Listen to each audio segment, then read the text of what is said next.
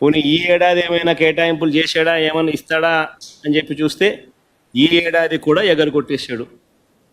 అంటే ఈ 50 ఏళ్ళు నిండిన ప్రతి మహిళకు ఎన్నికలప్పుడు నీకు 48,000, నీకు 48,000, నీకు 48,000 అని చెప్పిన ఈ చంద్రబాబు నాయుడుకి సంబంధించిన వీళ్ళంతా, ఈ నాయకులంతా ప్రతి మహిళకు ఇప్పటికే నేడు సంవత్సరం 48,000 కోట్లు ఎగనామం పెట్టారు, మోసం చేశారు. ఈ సంవత్సరం మరో 48,000 రూపాయలు మళ్ళీ ఎగనామం పెట్టాడు, మోసం చేశారు. అంటే మహిళలకు మళ్ళీ మరో 96,000 రూపాయలు ఈ 2 ఏళ్లలో ఈ ఒక్క పథకం ద్వారా జరిగిన మోసం.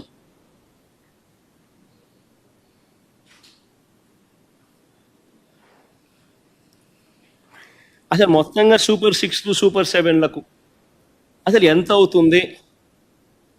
ఈ సూపర్ 6లు సూపర్ 7లే లెక్కేసుకుందాం, పెద్ద పెద్దవన్నీ లెక్కేద్దాం, చిన్న చిన్నవి కాస్త పక్కన పెట్టినా కూడా అని అనుకుంటే కూడా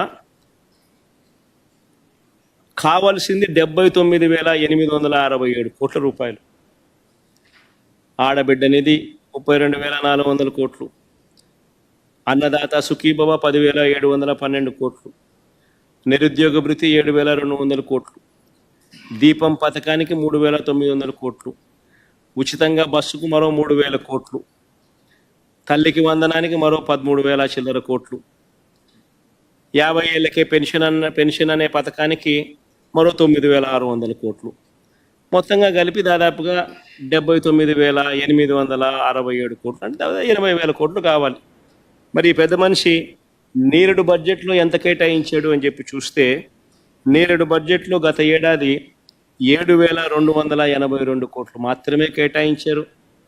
చేసిన తర్వాత ఎంత ఖర్చు పెట్టాడు అని అంటే కేవలం 865 కోట్లు మాత్రమే ఖర్చు పెట్టాడు. పోనీ ఈ సంవత్సరం బడ్జెట్లో 79,867 కోట్లకు గాను ఈ పెద్ద మనిషి ఎంత కేటాయింపులు చేశాడు అని అంటే కేటాయింపులే కేవలం 17,179 కోట్లు మాత్రమే కేటాయింపులు చేశాడు. అంటే ఇది కూడా ఎలాగో మోసం చేయడమే కదా అనే పద్ధతిలో జరుగుతూ ఉంది. బాబు షూరిటీ, మోసం గ్యారంటీ అన్నదానికి నిదర్శనాలు ఇవన్నీ కూడా. ఇదే పెద్ద మనిషి మన చిత్తూరు జిల్లాకి పోతాడు, పోయి గంగాధర్ నెల్లూరులో చంద్రబాబు నాయుడు అనే వ్యక్తి మాట్లాడుతూ అని అంటాడు. ఏమంటాడు? వైఎస్ఆర్సీపీ వాళ్లకు ఏ పనులు చేయొద్దు, ఏ పథకాలు ఇవ్వద్దు అని పెద్ద మనిషి చంద్రబాబు నాయుడు చెప్పుకొచ్చాడు. పబ్లిక్ మీటింగ్లో ఈ పెద్ద మనిషి అందరూ చూస్తూ ఉండగా అందరి సమక్షంలో ఈ పెద్ద మనిషి మాట్లాడిన మాటలు ఇవి. ఏ పథకాలు ఇవ్వద్దు అని అంటాడు ఈ పెద్ద మనిషి. అసలు ఇది నేను అడుగుతా ఉన్నా, ఇవ్వడానికి ఇవ్వకపోవడానికి అసలు ఇది బాబు గారి సొమ్మ అని అడుగుతున్నా, ఎవడో అని అడుగుతా ఉన్నా. హీస్ ఓన్లీ ఏ కస్టోడియన్. ఈ మనిషి ఎవడో అని అడుగుతా ఉన్నా. ప్రభుత్వం నడిచేది ప్రజల కోసం, ప్రజల సొమ్ముతో నడుస్తూ ఉంది. ఇదే పెద్ద మనిషి ముఖ్యమంత్రిగా ప్రమాణ స్వీకారం చేసేటప్పుడు ఈ పెద్ద మనిషి చేసిన ప్రమాణం ఏమిటి? పక్షపాతానికి, రాగద్వేషాలకు అతీతంగా పరిపాలన చేస్తాను అని చెప్పి రాజ్యాంగబద్ధంగా ఈ మనిషి ప్రమాణం చేశాడు. పక్షపాతానికి, రాగద్వేషాలకు అతీతంగా పరిపాలన చేస్తానని ప్రమాణం చేసి ఇప్పుడు ఈ పెద్ద మనిషి ఇలా మాట్లాడుతూ ఉన్నాడు. ఏకంగా బహిరంగంగా, బాహాటంగా పబ్లిక్ స్పీచ్లో ఈ మాదిరిగా మాట్లాడుతూ ఉన్నాడు. మరి ఈ మనిషి మీద ఎవరైనా జడ్జిలు కానీ, ఆయన మాటలు, నా మాటలు ఎవరైనా జడ్జిలు వింటున్నా కానీ, అది గవర్నర్ గారైనా కానీ నా మాటలు, ఆయన మాటలు ఎవరైనా కానీ విన్నా కానీ అసలు ఇలాంటి వ్యక్తిని ఒక్క నిమిషమైనా ముఖ్యమంత్రి స్థానంలో కొనసాగించడం ధర్మమేనా?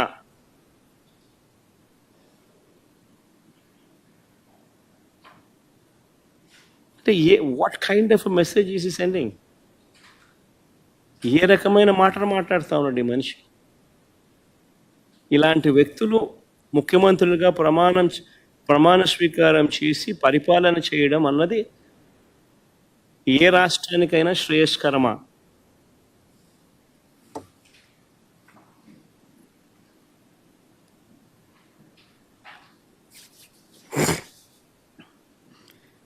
ఇక పెన్షన్ల విషయానికి వద్దాం. పెన్షన్ల విషయానికి వస్తే మా ప్రభుత్వం ఉన్న నాటికి, అంటే ఎలక్షన్ కోడ్ వచ్చే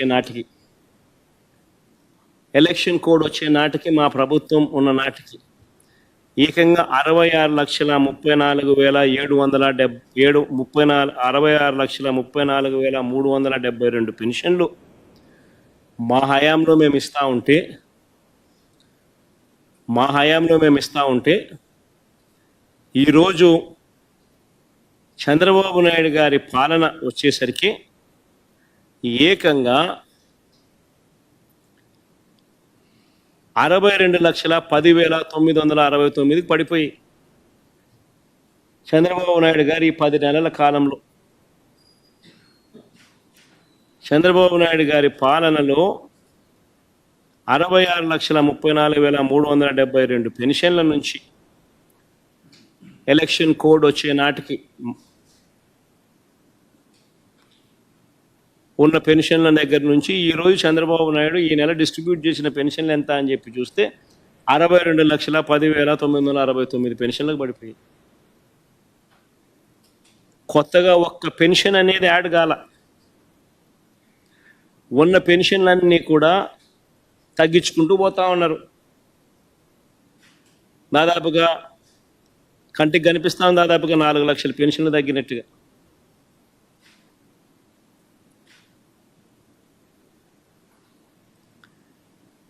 ఈ సంవత్సరం బడ్జెట్ చూస్తే మామూలుగా పెన్షన్లకు 32,000 కోట్లు ఖర్చు చేయాలి. 66,34,372 లెక్కన.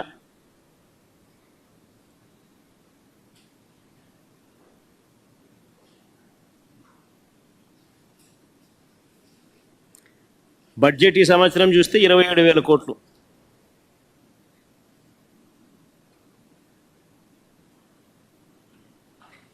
కృష్ణాడా ఈ 66,34,372 మీదనా, లేకపోతే 62,10,962 మీదనా ఈ 32,000 కోట్లు?